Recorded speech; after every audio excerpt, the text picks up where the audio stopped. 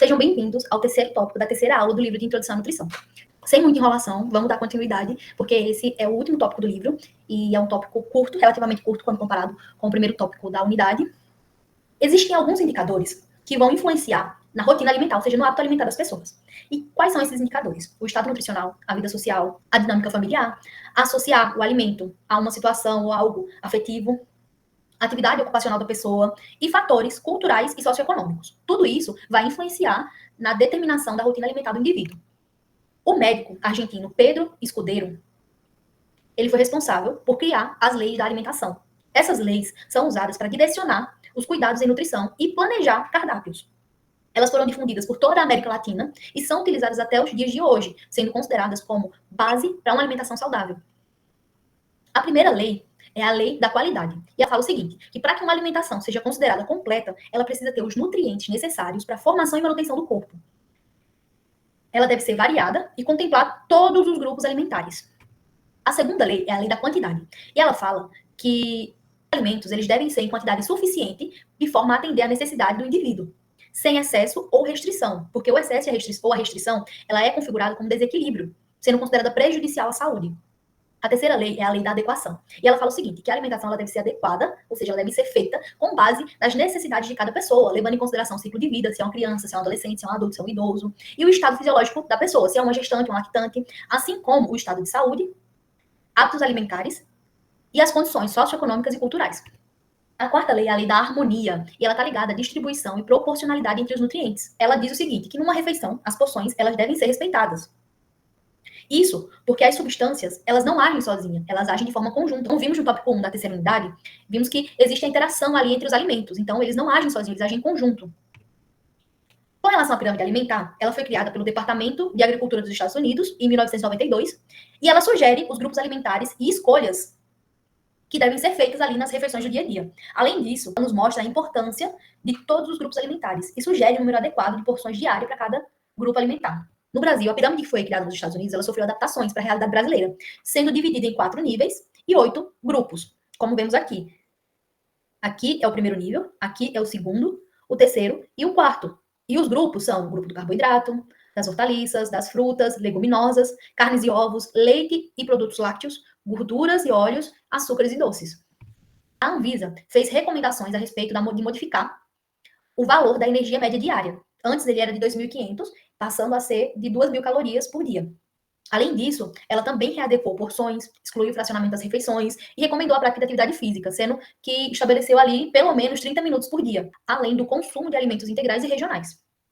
A pirâmide alimentar ela serve para orientar as pessoas de forma a promover os hábitos alimentares saudáveis, além de prevenir doenças. Ela não é uma prescrição rígida, mas uma orientação geral do que escolher para uma dieta saudável.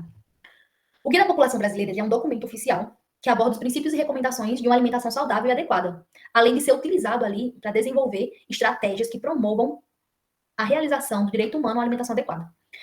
A primeira edição do Guia Alimentar foi publicada em 2006, e só em 2014 que houve uma nova publicação, ou seja, um novo guia. Esse guia de 2014 ele foi considerado um guia revolucionário, e ele repercutiu de forma mundial, sendo o primeiro guia no mundo a enfatizar o coma comida, não nutrientes. Tem 5 princípios que norteiam o novo guia alimentar. Primeiro, a alimentação é mais que a ingestão de nutrientes. Segundo, as recomendações alimentares elas devem estar de acordo com o tempo da pessoa. Terceiro, uma alimentação adequada e saudável deriva de um sistema alimentar saudável. Quarto, diferentes sabores geram conhecimento para elaborar os guias alimentares. E quinto, os guias eles ajudam a ampliar a autonomia nas escolhas alimentares. A nova edição, ela ajudou as pessoas a reverem alguns conceitos a respeito da alimentação saudável e trouxe também novidades e informações educativas, como é o caso das categorias alimentares, ou seja, do grau de processamento que aquele alimento ele sofre. Essas categorias alimentares são alimentos in natura, que são alimentos provenientes de plantas e animais que não sofreram nenhuma alteração desde a sua aquisição até o seu consumo. Alimentos minimamente processados, que são aqueles alimentos que são submetidos a uma mínima alteração antes da sua aquisição, como é o caso da série de alimentos que passaram por secagem, moagem, pasteurização, resfriamento, congelamento e embalagem. Ingredientes culinários, nessa categoria encontramos os óleos, sal, açúcares e gorduras. Geralmente são alimentos extraídos de plantas, tem alguns que são obtidos através de animais, como é o caso das gorduras, e podem ser utilizados com moderação para temperar, refogar, fritar, cozinhar, ou até criar preparações culinárias. como é o caso do azeite de oliva, óleo de soja, manteiga, banho, sal refinado ou sal grosso, e os açúcares, o branco, mascavo, demerara. Os alimentos processados, eles são alimentos que foram fabricados a partir da adição de sal, açúcar, vinagre, óleo ou outro método de conservação, como por exemplo o cozimento, salga, fermentação, defumação. É o caso dos alimentos em conserva, frutas cristalizadas, peixes enlatados, extrato de tomate, queijos e pães, feitos apenas com farinha, levedura, sal e água. Os alimentos ultraprocessados são alimentos que passaram por técnicas de processamento que conferiram a eles cor, sabor, aroma e textura. Isso ocorreu através da adição de vários ingredientes e aditivos químicos, como a gordura vegetal, xarope de glicose, espessantes, corantes, estabilizantes, aromatizantes, emulsificantes, edulcorantes, e são muito utilizados em alimentos como refrigerantes, energéticos, embutidos, guloseimas, macarrão instantâneo, salgadinhos e por aí vai. Finalizamos aqui, finalmente, o livro de Introdução à Nutrição. Quero agradecer a todos que assistiram os vídeos, que se inscreveram no canal, que curtiram os vídeos também. Eu acredito que isso vai ajudar tanto a entregar os vídeos para outras pessoas que procurem o tema, e também para que os vídeos eles sejam entregues para vocês de forma mais fácil. Quando vocês curtem o vídeo e se inscrevem no canal, sempre que eu posto um vídeo, o vídeo aparece ali entre os primeiros vídeos do YouTube para vocês. Então, vocês vão sempre estar sabendo quando eu postar. Acaba por aqui esse livro. Agora é só fazer a prova, mirando naquele 10 que eu acredito que a maioria quer tirar. A gente sempre se cobra muito com relação à nota. E tem que ser assim, precisamos nos cobrar, nos esforçar para tirar o 10, mesmo que nem sempre consigamos tirar o 10. Porque eu acredito que o que importa não é a nota em si, é o conhecimento que você adquiriu. E eu espero muito que esses vídeos eles tenham te ajudado a fixar esses conhecimentos pra gente. Beijos e até a próxima matéria.